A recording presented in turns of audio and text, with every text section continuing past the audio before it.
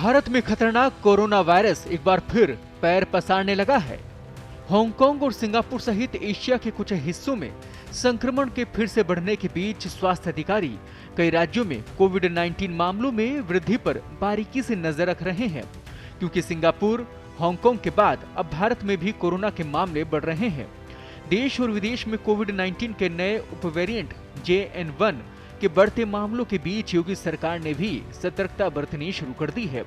मुख्यमंत्री योगी आदित्यनाथ ने एक उच्च स्तरीय बैठक कर राज्य में कोविड संक्रमण की स्थिति की समीक्षा की।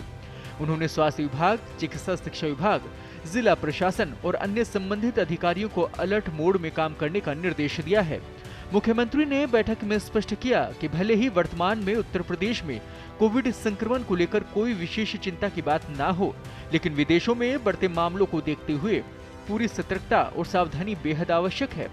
हालांकि विश्व स्वास्थ्य संगठन ने मई 2023 में महामारी के खत्म होने की घोषणा की थी, लेकिन कोविड-19 वैश्विक स्तर पर अभी भी फैल रहा है।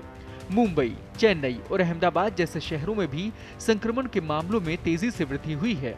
जानकारी के मुताबिक तमिलनाडु में कोविड-19 के 12 नए मामले सामने आए हैं। पहले इन्फ्लुएंजा के कारण होने वाले बुखार को अब कोविड-19 से जोड़कर भी देखा जा रहा है। कर्नाटक के स्वास्थ्य मंत्री दिनेश गुंडूराव के अनुसार कर्नाटक में कोविड-19 के 16 सक्रिय मामले सामने आए हैं। गुजरात में अहमदाबाद में एक ही दिन में 7 नए मामले सामने आए हैं। भारत में अधिकांश मामले हल्के हैं और सिर्फ कोरोना से मौत या आईसीयू में भर्ती होने का नए मामलों से संबंध नहीं है।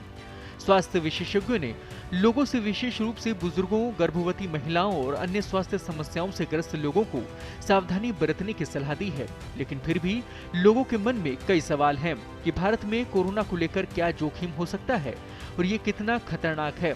तो आइए भारत में कोरोना के जोखिम को लेकर एक्सपर्ट्स क्या कहते हैं वो भी जान लेते हैं। राज्य स्वास्थ्य विभाग का कहना है, महाराष्ट्र की अगर बात करें तो उनका कहना है कि मुंबई में साल जनवरी से अब तक कोविड-19 से संबंधित 2 मौतें हुई। इन लोगों को एक ही समय में 2 या उससे अधिक बीमारियां थी। मृतकों में से एक को हाइपोकैल्सीमिया दौरे के साथ ही नेफ्रोटिक सिंड्रोम था, जबकि दूसरा कैंसर का मरीज था। अस्पताल प्रशासन ने स्पष्ट किया कि मौतें कोविड-19 के कारण नहीं, बल्कि दूसरी गंभीर बीमारियों के कारण हुई हैं।